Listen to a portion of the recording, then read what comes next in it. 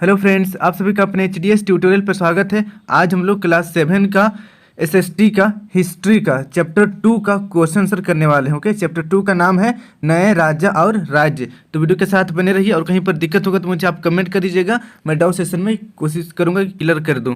तो चलिए बढ़ते हैं अब हम लोग। सबसे पहला नंबर देखिए, रिक्त स्थान की पूर्ति कीजिए। ओके, रिक्त स्थानों की पूर्ति कीजिए। क नंबर, राष्ट्रकूट वंश का संस्थापक खालिस्तान था, तो इसका आंसर हो जाएगा दंती दुर्ग। ओके, राष्ट्रकूट वंश का संस्थापक दंती दुर्ग था। फिर देखिए सेकंड नंबर, पाल वंश खालिस्तान धर्म के अनुयायी थे, तो इसका आंसर हो जाएगा बौद्ध। ओके, पाल वंश बौद्ध धर्म के अनुयायी थे।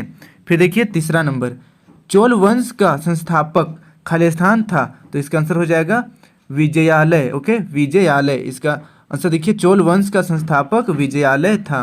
और देखिए 4 नंबर, राजा महेंद्र पाल के शिलालेख झारखंड के खालिस्तान जिले से प्राप्त हुई है, तो इसका आंसर हो जाएगा महेंद्र पाल। ओके, राजा महेंद्र पाल के शिलालेख झारखंड के महेंद्र पाल जिले से प्राप्त हुई है। अब देखिए 5 नंबर, चोल काल में मंदिरों का निर्माण खालिस्तान शैली में किया गया था, तो इसका आंसर हो जाएगा तंजौर। ओके, चोल काल में मंदिरों का निर्माण तंजौर शैली में किया गया था, इसे नोट कर लीजिए।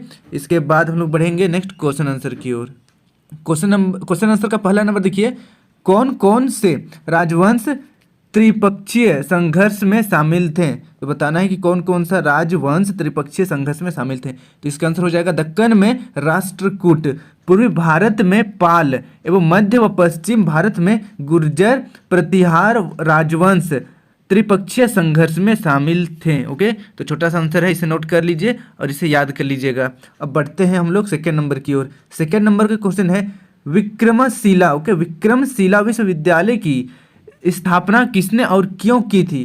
तो देखिए, विक्रमशिला विश्वविद्यालय किसने स्थापना की थी और क्यों? तो इसका आंसर हो जाएगा देखिए, विक्रमशिला विश्वविद्यालय की स्थापना धर्मपाल ने 783 से लेकर 820 के बीच ओके नालंदा विश्वविद्यालय के शैक्षणिक स्तर में गिरावट के बाद इसकी स्थापना की थी। तो देखिए, नालंदा विश्वविद्यालय पहले बहुत ही फेमस था और ये विश्वविद्यालय काफ़ी अच्छा ज्ञान मिलता था इसमें।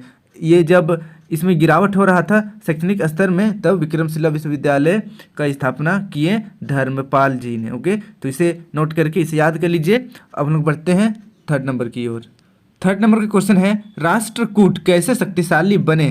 क्लियर है? तो बताना है कि राष्ट्रकूट कैसे शक्तिशाली बने। तो देखिए, इसका आंसर हो जाएगा राष्ट्रकूट चालुक्यों के सामंत थे, परंतु उनकी कमजोरी का लाभ उठाकर उन्होंने अपनी स्वतंत्र सत्ता स्थापित कर ली।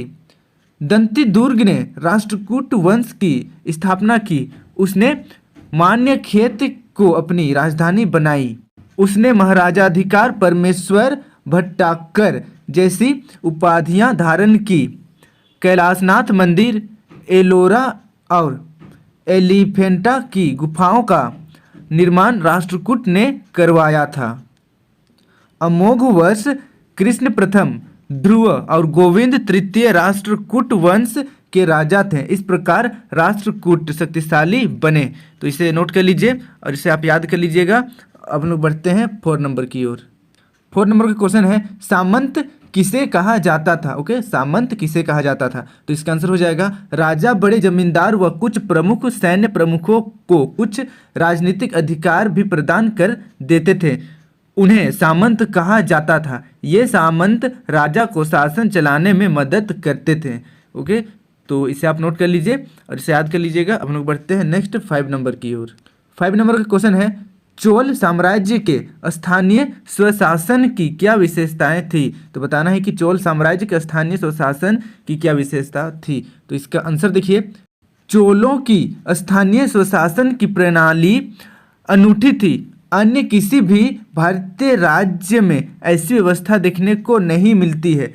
चोल शासकों की स्थानीय प्रशासन व्यवस्था को वारियम कहा जाता था।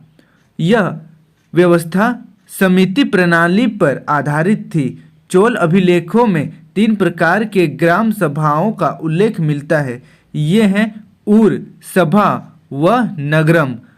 उर गांव वालों की एक ग्राम परिषद थी। सभा या महासभा गांव के वरिष्ठ ब्राह्मणों अग्रहार की सभा थी। ओके, तो इस तरीके से उन लोगों की स्वशासन की विशेषता थी। तो इसे आप नोट कर लीजिए, इसे याद कर लीजिएगा। अब हम लोग बढ़ते हैं नेक्स्ट, आइए चर्चा करें की ओर। अब देखिए, आइए चर्चा करें का पहला नंबर।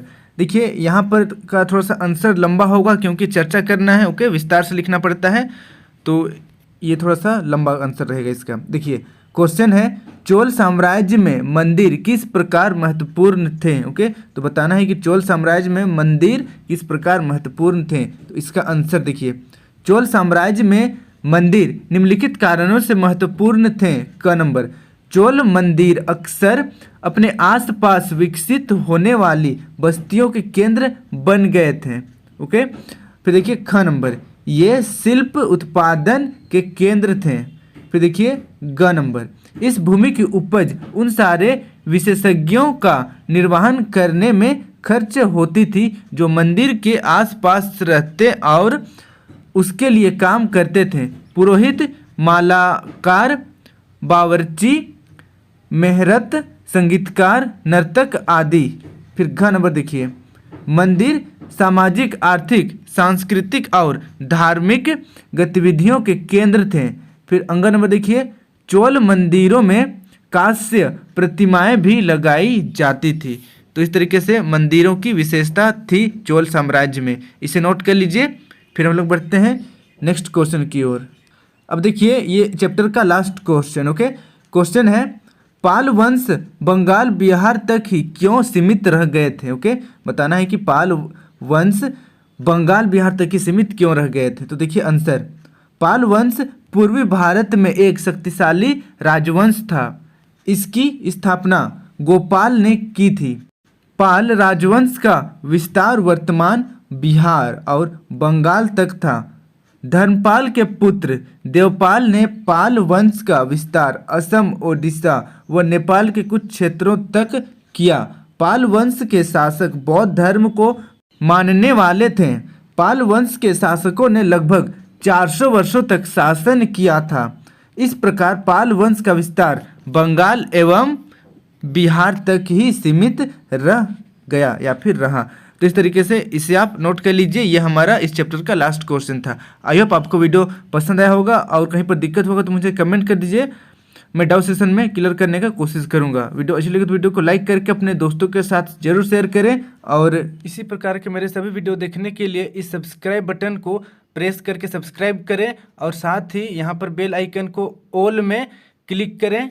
इसके बाद HDS ट्यूटोरियल को टच करें, आपके सामने कुछ इस तरीके का पेज ओपन हो जाएगा। अब आपको प्लेलिस्ट पर टच करना है, आपके सामने कुछ इस तरीके का मेरा सारा प्लेलिस्ट ओपन हो जाएगा, क्लास 6, 7, 8, 9 सब्जेक्ट वाइज और चैप्टर वाइज। तो यहाँ से आप सारा वीडियो मेरा देख सकते हैं। धन्यवाद।